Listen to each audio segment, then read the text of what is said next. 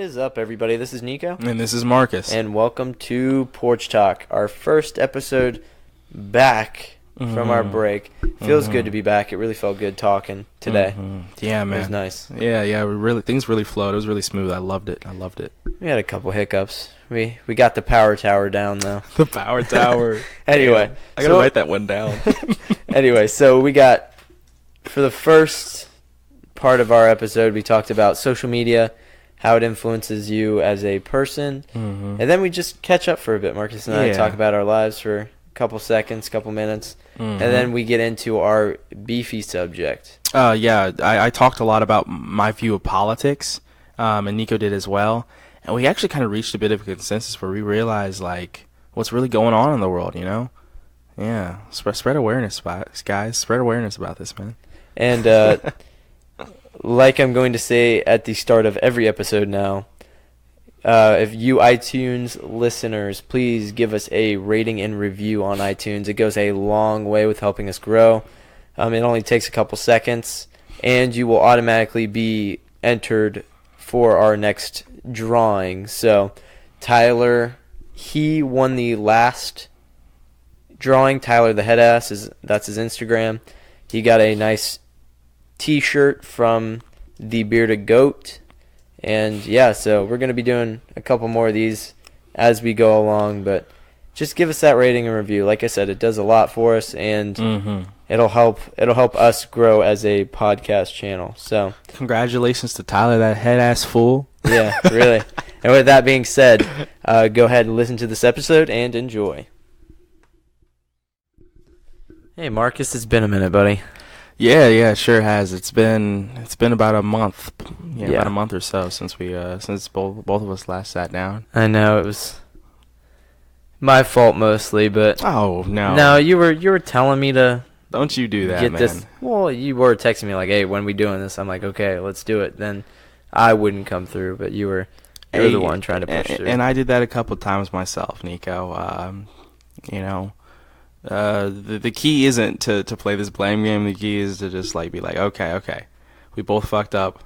Let's get our shit together now. Yeah, I know. Pardon my language, but we're back now. Yeah, we're back. We're back and better than ever. So we're shooting to stay consistent this time. Absolutely. Yeah, man. This is still fun. Like, I love this, and I've been missing this actually. I've been having a little itch to just I know. Since we took our time off, it's just like, damn.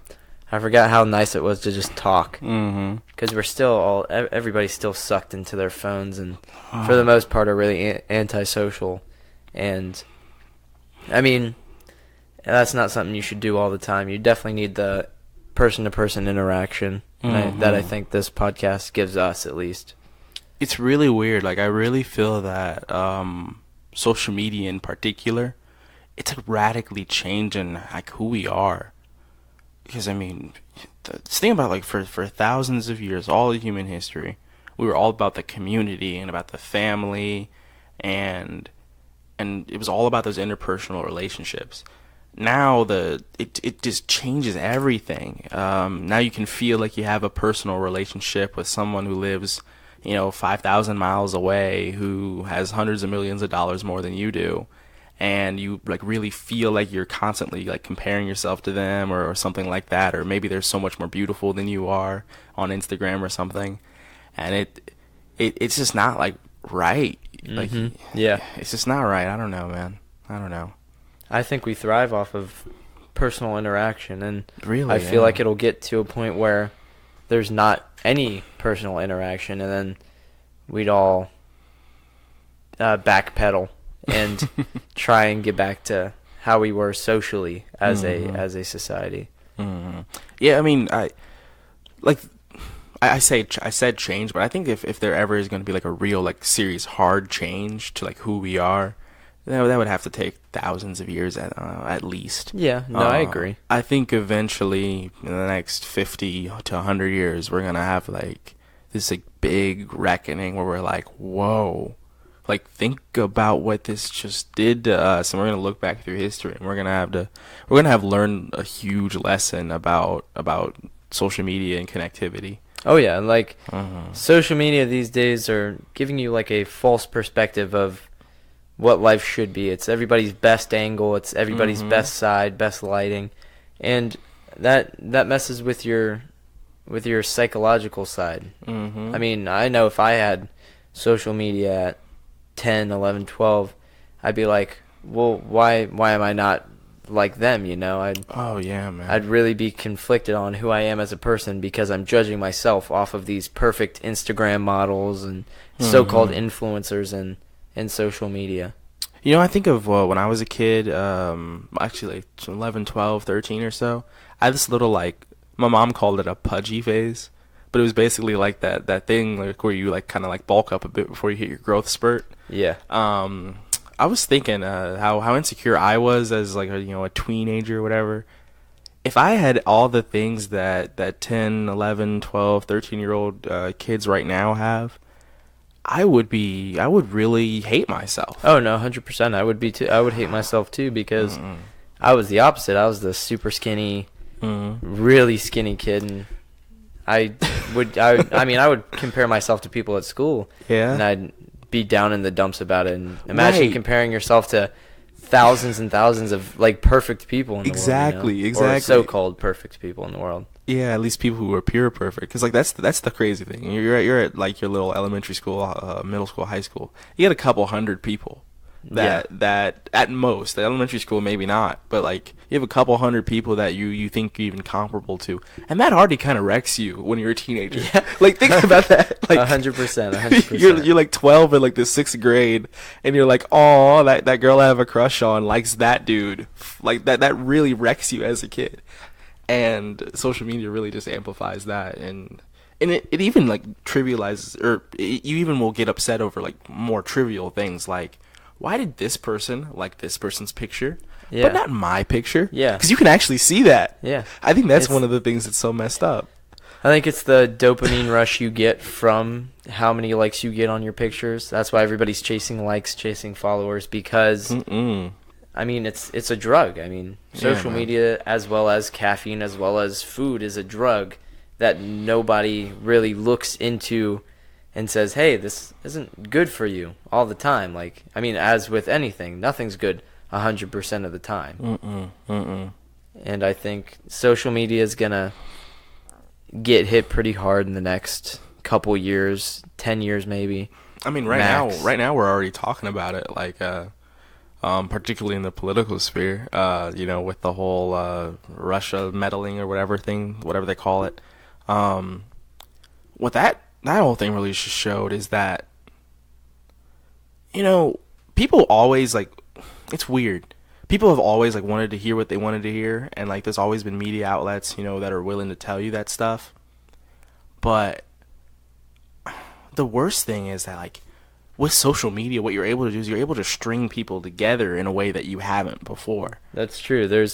You can connect with anybody all over the world, and Right. you can find ways to connect with a person. Right. Or multiple people. I was just listening to this lady, and she's one of the people who actually ran the congressional investigation into the Russia information campaign.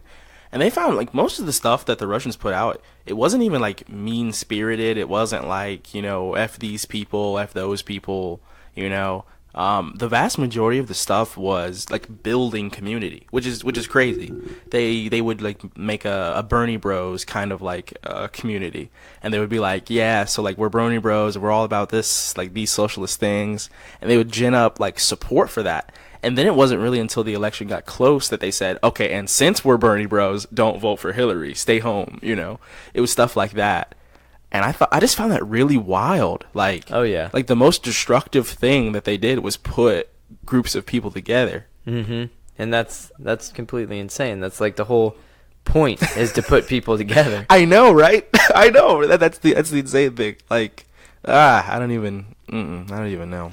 But with putting groups together, they're more powerful. Mm-hmm. They can overtake, say, the government easier because they're all on the same page and in the same boat. Whereas if everybody is split and might not like each other, whoever camp you're in, Christian, Judaism, or black, white, any of those type of groups, it helps the government stay in control, and it makes everything easier on the government.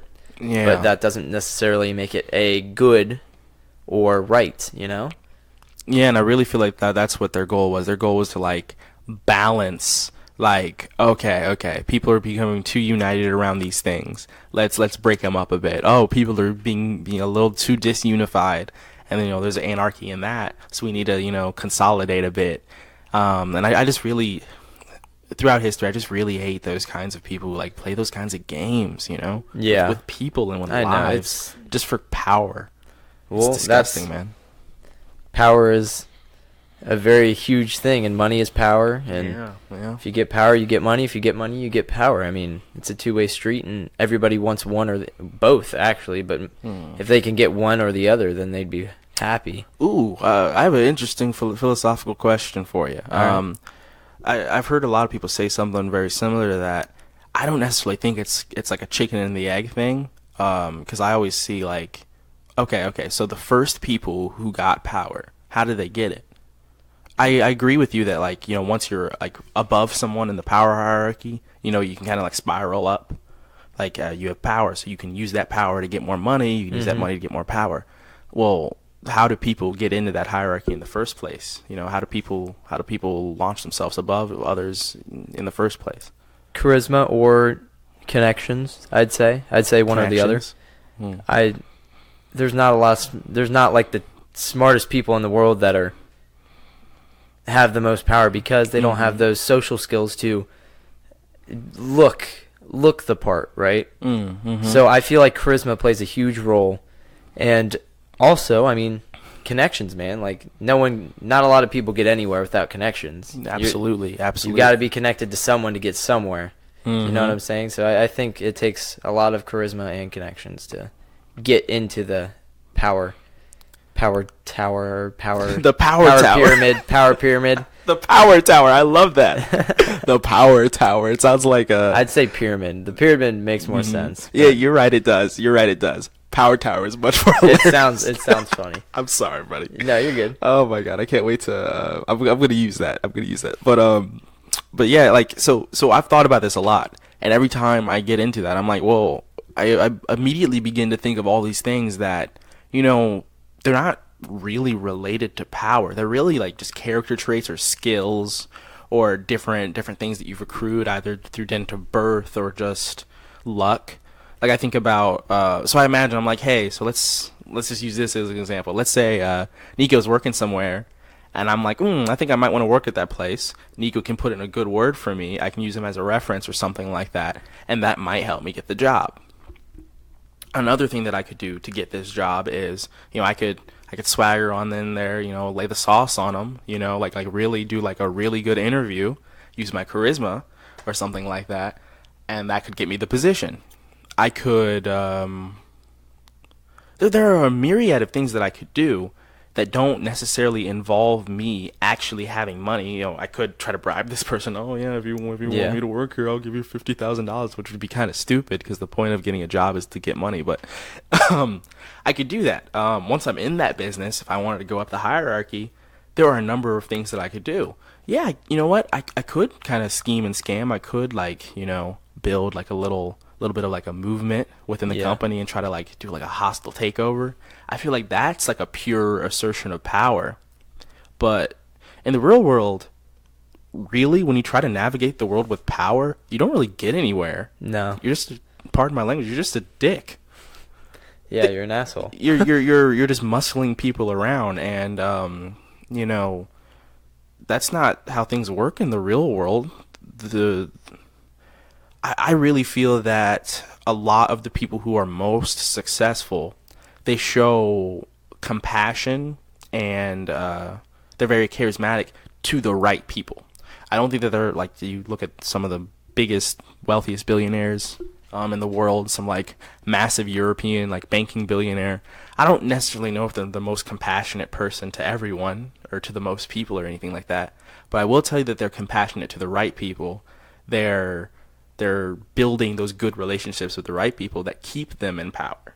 And I think that that's the way we got to think about power. We got to think about like, I think it was CPG Gray. He's an awesome YouTuber. Look him up if you're interested. CPG Gray. He had this video called The Keys to Power that I watched some years ago. I think this one is this like message is kind of perfect.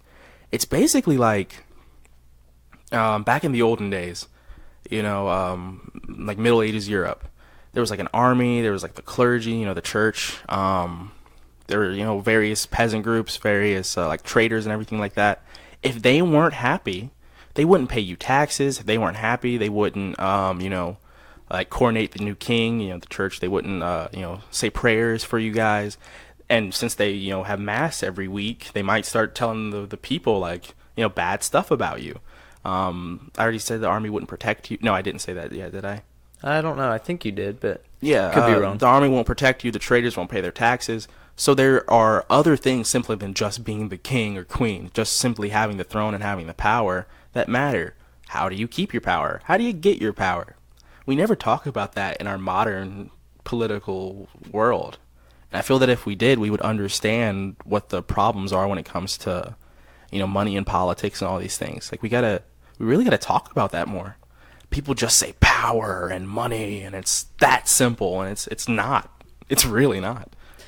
I think it also, like you and I both said earlier, the charisma is like, I think, the biggest part of that, of A, getting to that point, and B, staying in that position. Mm-hmm. Because if you don't have that charisma, but you have the money or the influence, the connections, mm-hmm. that doesn't mean you're going to stay in that power position. I mean, if you act like a dick and you can't present yourself in a proper way, mm-hmm. then there's no way you're going to stay in that power tower, Absolutely.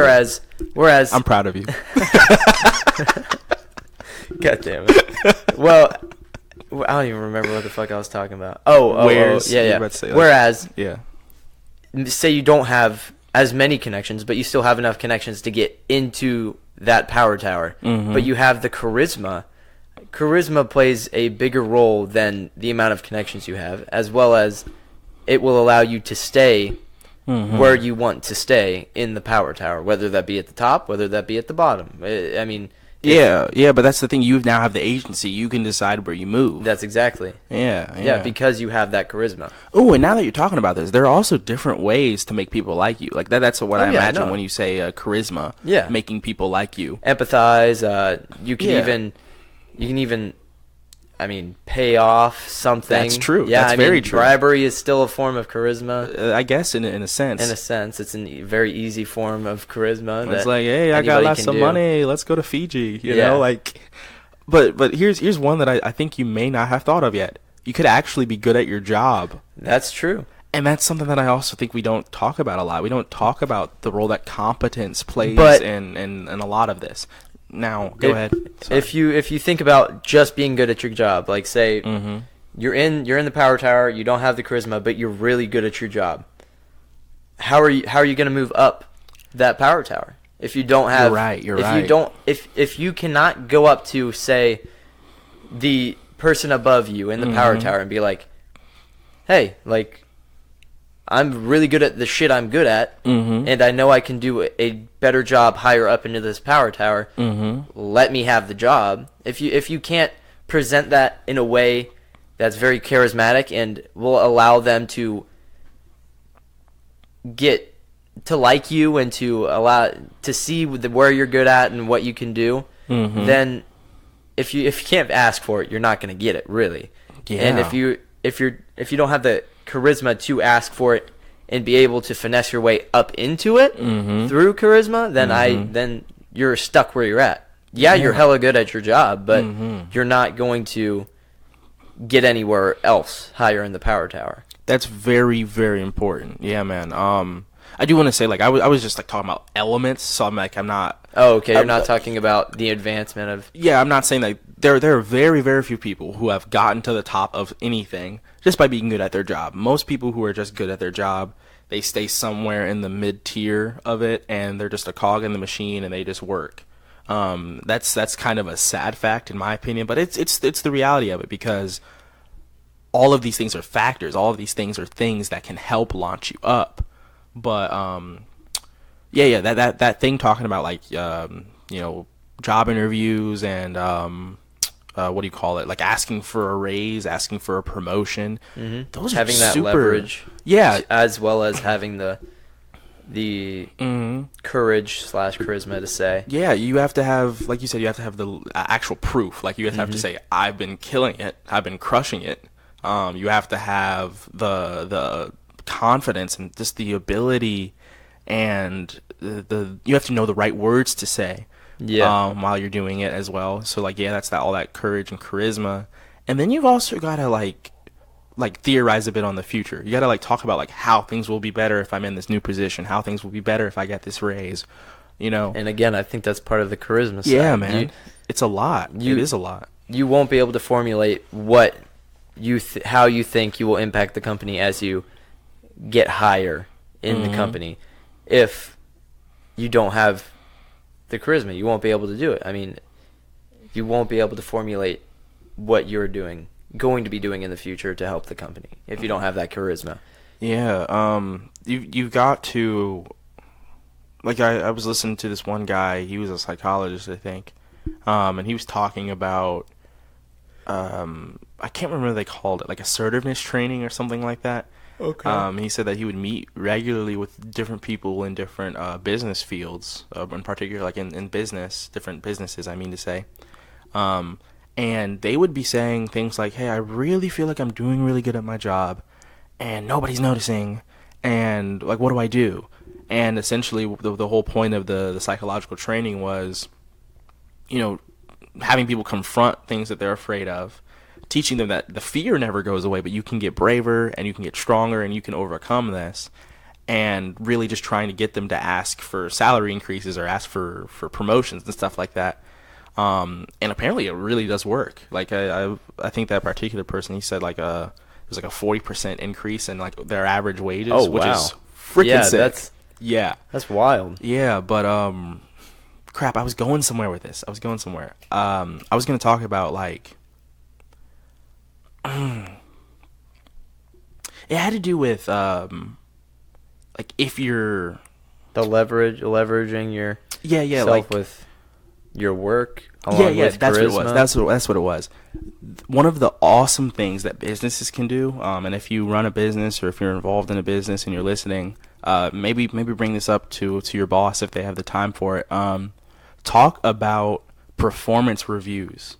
Oh yeah, because when businesses don't have this, it just basically bars those less assertive, less. I don't mean to say it in a negative way because there are benefits to it, but like, I guess you could say like the more agreeable folks, the more the people who don't have those charismatic skills, it really bars them from advancing if you as an entity, you know, don't look at them regularly. I mean, by the way, that's kind of stupid to not like want to just survey your workers and see how they're doing. Yeah, I really. think that's a very important business element. Yeah, like, yeah, performance. I think reviews. that's hurting the company. Exactly. If they don't do that, you know what I'm saying? Like in a decade, if you don't look at your metrics, you're gonna look back. Oh wait, no, you're not gonna look back because you don't look at your metrics. But you won't be where you could be because you held people back. Yeah, that's what I was going. You have all this potential growth, but if you don't look at the numbers, then you won't be able to pick and choose the top growers exactly to propel yourself forward even more. And what you're doing is you're actually cutting some elements out of like the staircase, let's say, that you need to go up the power tower. You're not letting you get to take part of the elevator. Exactly. You get to take the elevator a couple floors. Exactly. So the charismatic people just take up the elevator 3 floors. They don't have to put in the work. The people who have the right family name or something like that. You know, my dad's a judge, you know, so suddenly you're higher up in the law firm. Those people, they're able to take an elevator up, where everybody else has got to take the stairs, and that's not right, man. It's unless really you not like fitness, then it is all right. Fitness. Yes, sir. Sorry. Anyway, yes, I had to sir. say that. Yeah, lose that weight, man. Take the stairs up. New year, new you. Exactly. Have you gotten a lot of people hollering at you since the new year? Yeah, actually, man, we really haven't connected in a hot minute. I have a new job. I'm no longer at the Slumpkers for Montgomery Motorsports. I work at a gym. Okay. It's a group training facility called Fit Buddy Boot Camp.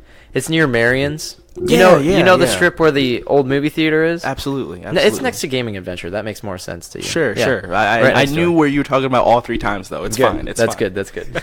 Yeah. So I've been working there for.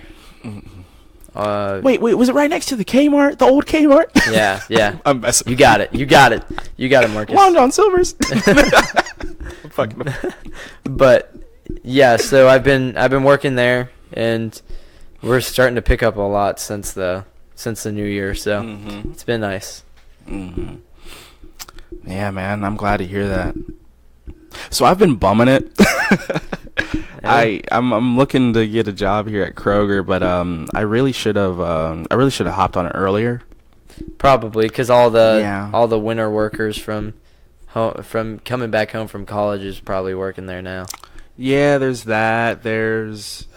I mean, when it Plus, comes to you only have like a week or two left till you go back to school, right? yeah, Monday. Yeah. Yeah, so you this should is probably really should- smart of me. Yeah, you probably should have done something beforehand. I started trying to get the job a week ago from today, or no, it was last Thursday actually, so a week and a day ago, and I really should have got on it before I even left school. That way I could have been working this whole break, but I Yeah, no, 100%. kind of enjoyed just chilling. I needed it. And I was about to say, and sometimes you need that time to decompress. Absolutely. Just do you not have to worry about much. Mm-hmm. And I think it's healthy. Mm-hmm. It's healthy for your mind Yeah, man. and for you to end your sleep. Oh God. Oh, Nico. When my normal routine. This is literally my normal routine. Wake up sometime between 4:30 and 5. Workout, typically run early in the morning. Eat some breakfast, shower, in that order. I don't know why. I'm just weird. And then probably around that time, I just chill around until it's about like 6:30, and then I start getting ready to go out. Try to get on campus before 8. God, Nico, I've been like waking up at like 11 o'clock. Not me, man. And I've been like, it's been glorious, man. It's been glorious. And then some people, I mean, they do it better than me. They wake up in the PM and they're like, what are you doing up? It's 10 a.m. I'm like, whoa. Yeah, I know. I need to learn so much from you guys. I know, dude. I haven't slept until the PM since freaking freshman year of high school, probably. Mm-mm. And Mm-mm. I can't do it. And since my halfway through my junior year or maybe senior year, beginning of senior year probably of high school, I've been waking up since 4:30, and now I'm waking up at 4. So that's just how it is. I can't do it. Like it doesn't matter what time I go to bed. I cannot wake up in the PM. The latest, No, yeah, me neither. The latest that I've woken up is 11, and that was an eye opener for me. That's when I was like, oh my God, Marcus, you've less than a week before you get back to school. So the past 3 days I've been back on my normal routine. I started 5, 4:30, 4, and then I went back to 4:30 because I'm like, why am I waking up at 4? Yeah, But there's no point in waking up at 4 unless Yeah. you have a kid or you have work that early. what's that one guy? He's I think he's like a Navy SEAL or former Navy SEAL or something like that. I want to say Jocko Willink or something like that. Jocko. Yeah. He tweets out every morning at like 4:30, like, I'm up running. What are you doing? Or something like that. That's funny. And I was listening to this podcast the other day, and this cracked me up. They were like, it's those small wins every day. It's like typically I wake up at 7, but today I woke up at 6. That makes you feel like a great person. And then the other guy goes, yeah, but Jocko Willing has been up for an hour and a half. What you been doing? Oh my God. And I cracked up. And that's another thing. We were talking about social media earlier. That's another thing. Like, literally every aspect of yourself that you want to try to become better on, and this is both a blessing and a curse. There's always somebody out there who's slightly better at it than you. Yeah, no, I agree. And there's also people who are slightly worse. So those both have negatives and positives. So just as I was talking about, wow, I sleep till like 11, and that's crazy for me, but people sleep to 2. I could take that both negatively and positively. Yeah. I could be like, well, crap, I actually do need to like relax more, because obviously these people are relaxing more and their lives are okay probably. I Yeah. don't know that, but I just like look at a tweet and it tells me that. Or I could take it like motivation. Oh crap, I'm getting close to those dudes. Yeah, you need to I need to- start waking up earlier. Exactly. It's really wonky, like how it's really kind of scary how it works, because it's all up to me how I decide to take Oh that. yeah, 100%. Mm. It's all perception. Yeah, man. We haven't even gotten to our topics yet. We've just been chilling, haven't we? Honestly, this is perfect to me, man. I know. I'm loving it. I'm loving it. Oh, I got a new tattoo. What is it? What is it? Mario and Luigi Don't- on my quad. Don't take your pants off. It's fine. I won't. I I believe promise. you. Maybe after. Maybe after. What are they doing? No, they're just chilling. They're just chilling. Yeah. Okay. Sweet. Yeah, I love there's it, a man. little question mark block up above them. So Oh, that's sick. I'm gonna make my whole quad on my right leg Mario themed, Okay. and then Gotcha. probably the rest of my right leg is gonna be like video game themed, probably. Okay. Just some influential video games in my life. Get like one of like Assassin's Creed, like peeking around your calf muscle or something, just like with this knife out. Or just an eagle. Ooh. Yeah, that'd be cool. I love me big birds, man. Well, you just like America. That's why you said ooh to the eagle. You're right. That's literally what this is. I'm just like America, America, So what have you been up to, Marcus? America. What have I been up to? Sleeping in and Sleeping in and one thing sort of along the same bumming it front, but it's not as bad. I got out this old game that I love so much. It's not too old, but Horizon Zero Dawn. yeah, that's not old, dude. I know it's not old. What am I talking? It's like Oh 1 my or 2 years God. old now. Yeah. I love that game so much. It's like one of those few games where like It's a cinematic really- masterpiece. I it- mean, yeah. it's so beautiful. yeah, man, and it really puts you on a journey when you play that game. Like the story, it got to me. Like the story got to me. I was like, oh my god, they knew they were all going to. Spoiler alert: they knew they were all going to die, but it was still worth it. You Yeah. know, and they knew they were sending literally everybody on Earth to their deaths, but it was still worth it. Mm-hmm. And it's just for life to go on, and that was just so crazy. You know a game I haven't been playing recently, but that I got into that is a story-driven game, Red Dead Redemption 2. Ooh, yes. My only big knock on it is the amount of time you have to ride on a horse. Mm-hmm. Like they took out fast travel in this game. They had it in the first Red Dead, but Yeah. it's just so much horse riding. And I know it's realism and all that good shit, but it's kind of redundant. I think I'm only like a quarter of the way through it, and I know whoever's listening might have already finished the game. Oh, definitely. Oh yeah, it's been out for a decent amount, enough time for it to be beaten and probably 100%ed. 1 week after the game comes out, so I've already beaten Red Dead Redemption. Shit. Those people are really bummed. What about the two days after that shit might have happened too? You're not lying. So you man. never know. You're not lying. But yeah, no. So far that game's been friggin' amazing. So yeah, I'm man. looking to play it more tonight. Actually, we're recording this on the 11th, by the way. We're probably not gonna drop this till Monday Gotcha. because I think that's gonna be our upload date is Monday. So Okay. just want to fill you in on that. It's just easy. It's at the beginning of the week. Everybody's going back to work. They might want to listen to you and I talk about random shit. You never know. Yeah. That sounds If not, good to me. it's all right. Yeah. Leave a rating and review. There you go. Hopefully a 5-star one. Tell us what you what you don't like, that kind of stuff. Make sure. Absolutely, man. I actually got a couple questions about Red Dead. All right. Okay, Yeah, so- maybe I can answer them. I don't know. I haven't So- played it in a minute. I've heard that there are so many problems with the horses. Have you Yeah. run into that a lot? Yeah, they're a little wonky. Yeah. They like to fall over rocks sometimes.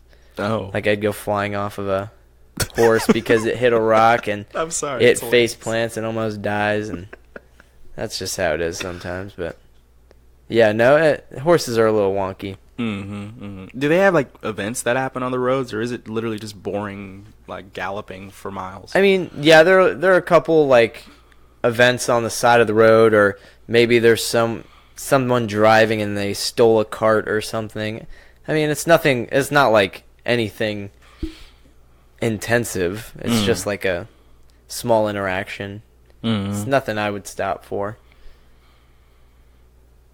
Yeah, I don't know.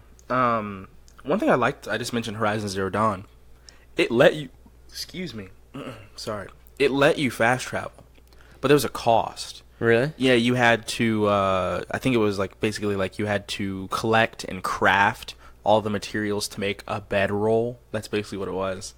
And it was like you had to have like a certain amount of food, had to have like bones to like craft it, and like a certain amount of different materials to like make like a That's cool. sleeping bag type of thing, basically. Yeah, that's really cool though. Yeah, At least I enjoyed it. At least you get to fast travel, and Right. you get a sense of achievement for having the fast travel because you have Exactly. to make it. I think that's like cool. like you gotta hunt a couple different types of animals to get all the materials you need, and knock down a couple different machines to get the materials you need.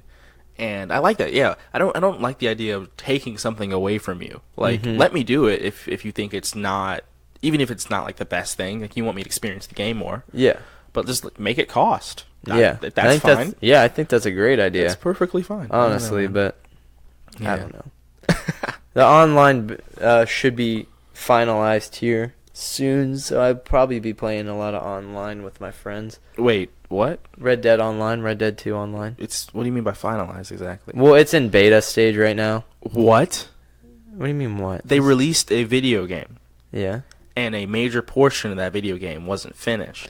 I mean, the story mode is finished, so I mean, I don't really count online as a major product of the game, just because I guess. just because I'm more of a story-driven Mm-hmm. video game player. I'm not very into multiplayer games unless it's just having fun with my friends. Mm-hmm. But- I was just trying to find a reason to go on a rant about the video game industry. Let's be honest, that's all Well, that was. I mean, But- you don't need a reason to go on a rant about the video game industry. It's fucking stupid that every game in this past year, online-wise, have been in fucking beta. I mean, Mhm. and DayZ still is in beta, I think. And that's been out for like 5 years, I think. Don't quote me on that. And if anybody wants to talk shit in the comments, please do, because I have no clue when DayZ actually came out. But I think it's still in What? beta. The sad thing is, I believe you. Yeah. No, it's stupid. Wow, man. Yeah, I don't know if it's just multiplayer content creators are getting lazy, or these microtransactions are just ruining the industry, and everybody's like, well, if you pay to win, maybe we'll throw out the full game.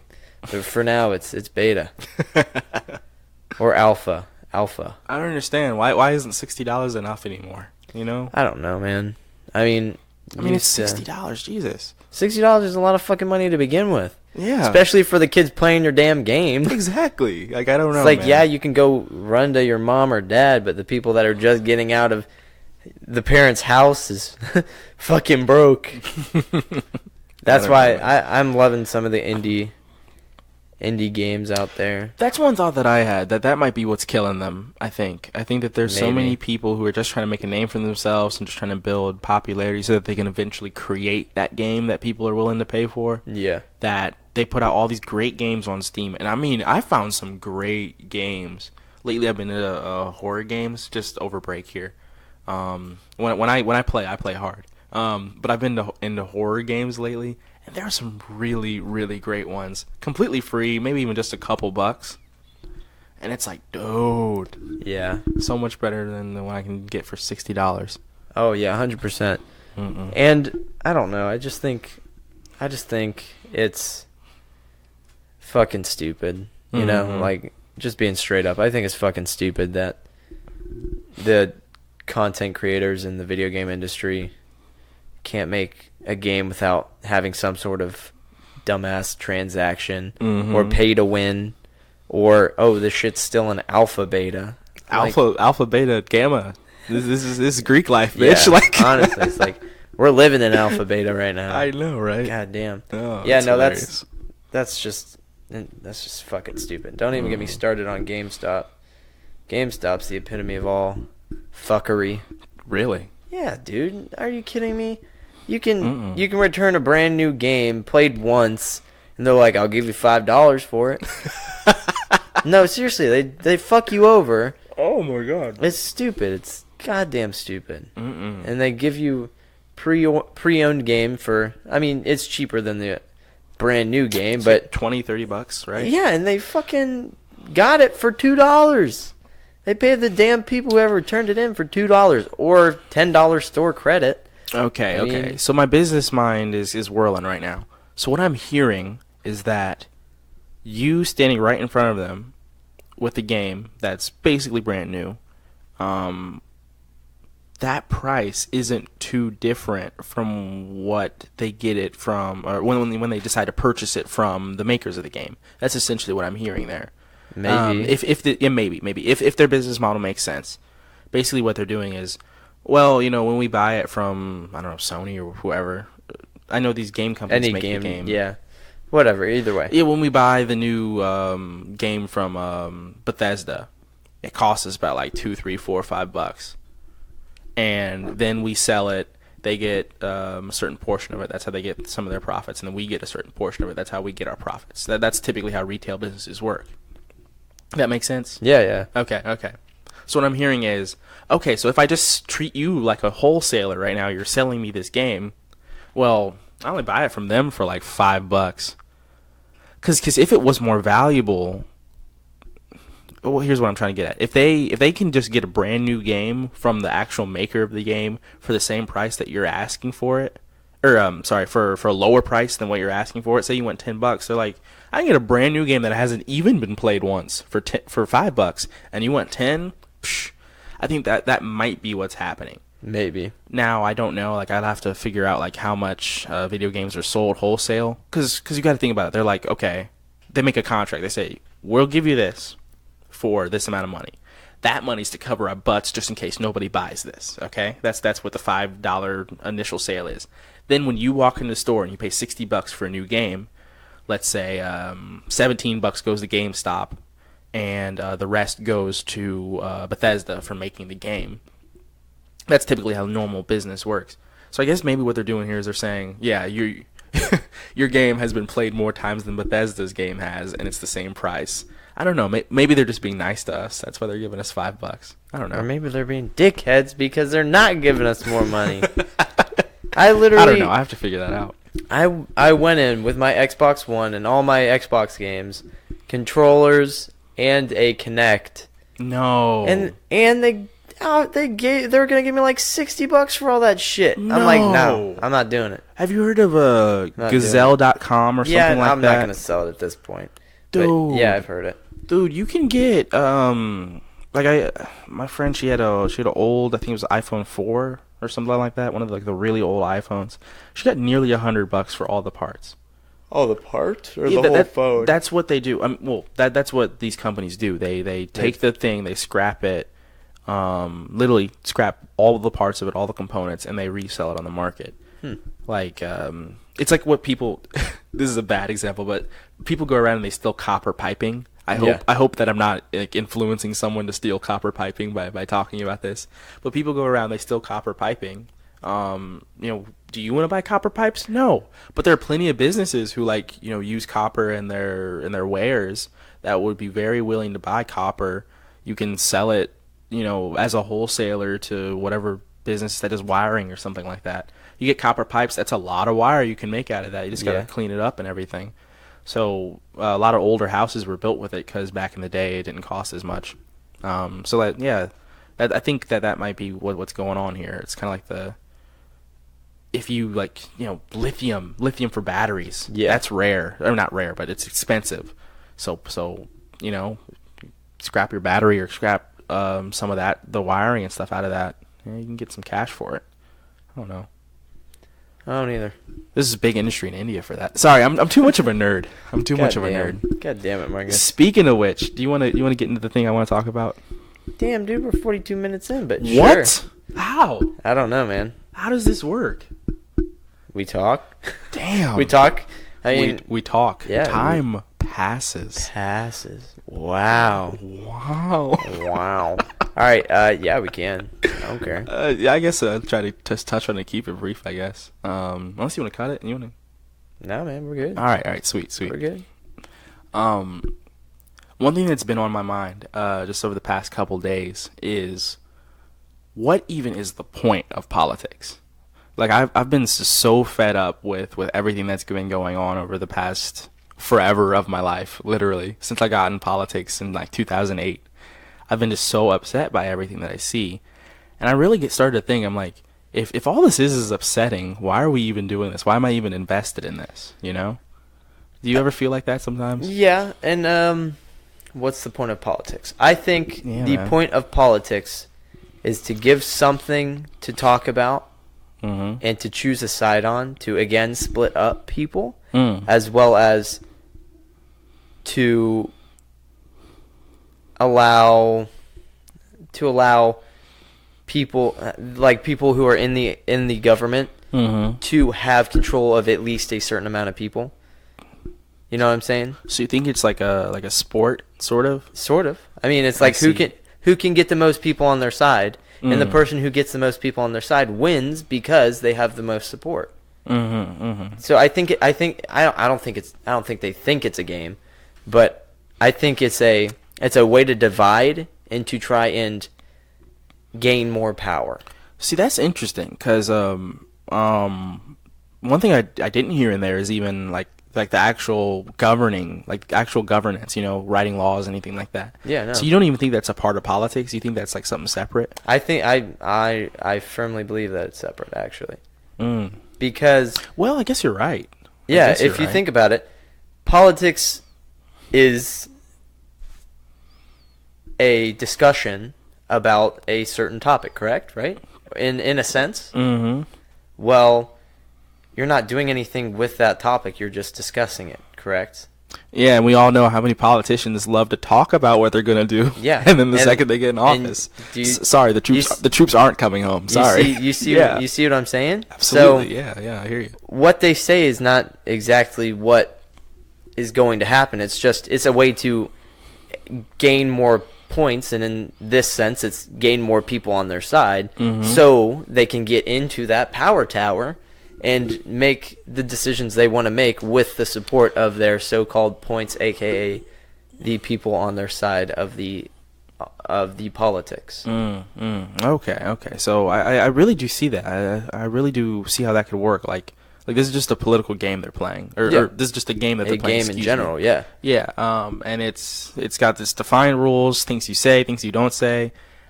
Sometimes people come in and shake it up, but generally speaking, like these are the rules. This is how you play. This is how you win. And I see how that can work.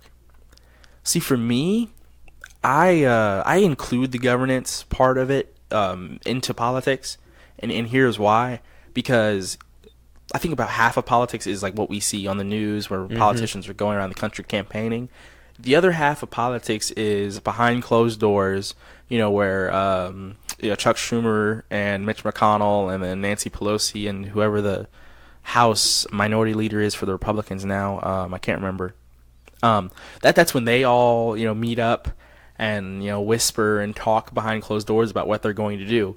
Because I think that they're worried about their legacies and their political parties and what that really means, and like those big entities, like what they really mean for them, which is permanent employment. But I feel like that's another half of politics that we never really get to talk about, and that's why I think it's so nasty. Well, behind closed doors, are they running any I guess bills or rules, or are they still just talking? Because I don't really know that side, so I couldn't really tell you. I think it starts with parties when they decide what their platform is. So every once in a while, all the political parties have conventions. Sometimes it centers around, you know, big like presidential elections, but from time to time they'll do it, you know, on the fly. Ooh, excuse me. And basically they set what they call their party platform. You probably heard that term before, the party platform. Yeah. And basically what it is just like a super long document of like all the things that party is for, essentially. Like these are the things that we encompass. These are the groups of people too. In terms of like political organizations, these are like the groups. So like, let's say the Democrats, they come out with a new party platform, and now suddenly like, you know, more socialist ideas are involved in their party platform. That's like kind of them just like annexing, you know, more people into the thing. But you don't have to abide 100% by those. Absolutely at all, not. Right? Absolutely so, not. No. Go ahead and continue, because I want to let you finish your thought. Right. So the actual document that gets sent out, that's for us. That's for the people. That's the wide open, you know, for all the world to see politics. But what they're talking about when they meet in those rooms and meet in those big convention halls where there's no cameras, no phones, no audio devices, what they're talking about is like they're talking about like how they're going to run the country. First off, how they're going to govern it, what things they're really going to do. They're like scheming and scamming to see like who's going to be in these various positions of power. You know, who's going to be the Speaker of the House. You know, that was a big discussion that the Democrats had here once they won the majority of the seats in the House. There's a huge battle that most of us didn't see, but it was centered around, do we want a more moderate candidate or do we want a more progressive candidate? And they had like something, I don't even know what numbers, but they had like, I want to say 40 to 50 House Democrats who were like, no, we do not want Nancy Pelosi. We do not want her. They actually started to call her a conservative.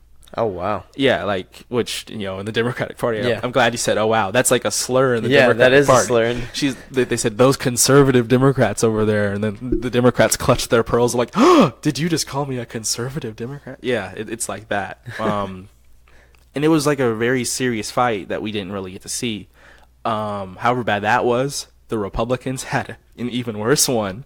That's why they had like 17 million different candidates that were running. Like I think in 2015, they had like 30 people announced that they were going to run for president. Really? I mean, you had, and what was cool is if you looked at a map of it, like where the people were all located. You had like 3 or 4 candidates coming out of Texas. You had a candidate out of Minnesota, a candidate out of Ohio, 2 different candidates out of New York, 3 different candidates out of Florida, a candidate out of California, a candidate out of Utah, a candidate out of Arkansas, a candidate out of Louisiana, Bobby Jindal. And what you really saw is that from like a bottom up, like all across the nation, that the party was really fractured. We didn't really see that fight too much. It was kind of exciting to see, you know, them shout at each other on the stage. But that was only about half the fight. The real fight was going on in the background where all the people who have all the money and all the influence were like, where are we going to put our ad dollars? Who are we going to put our advertisement dollars behind, you know? Yeah, but but it was just like, who are we going to support? Yeah. But circling back to the beginning, what is politics and why do we have them? I mean, that doesn't sound like any. You said you were talking about how I said it was completely separate from the governing. Isn't that? Yeah. But I guess you're. Never mind. All right, I lied. I think I get what you're saying because it's not directly involving the people. So. Well, yeah, I haven't made the point yet. That's my problem. Sorry. I definitely see why you're saying that. I really haven't made my point yet. So I definitely agree with you that though the visible side of it, everybody on stage, that's just a game. Just trying to get to 270 to win. You know, I'm trying to get 270 electoral college people to vote for me, and that comes from the population. So I'm just trying to, you know, get more people. There's a second game that involves what policies are going to be enacted and, you know, all that wheeling and dealing. And that happens in the background. That's all the advertisers and all their money. That's all the various, you know, small-time movers and shakers, you know. Maybe you're just the, you know, economic developer for like a major city. And you might not think that person, you know, even though they're in city government, you might not think that they have too much power, but you don't know who they're friends with at the national or the statewide level or something like that. You don't know because we don't see it. That part does involve policy. It does involve the rules and regulations and the laws that get written. Wow, I'm an idiot.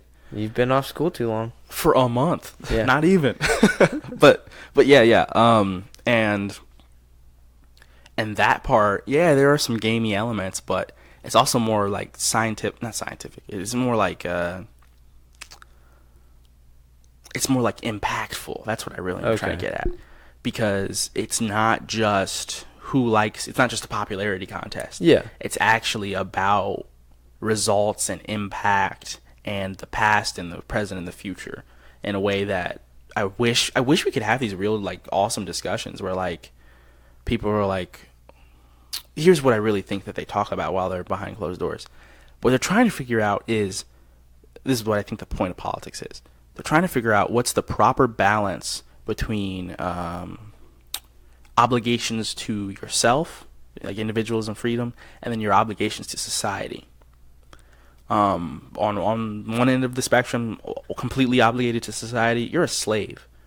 And over here, it's anarchy, because there's nothing, there's no entities, there's no one. It's just you, maybe your family at most.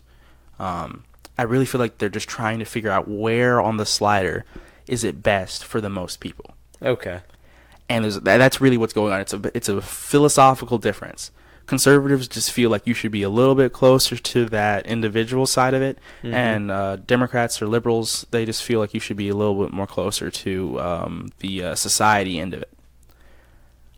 And when I say that's literally all that's going on, that's literally all that's going on, really.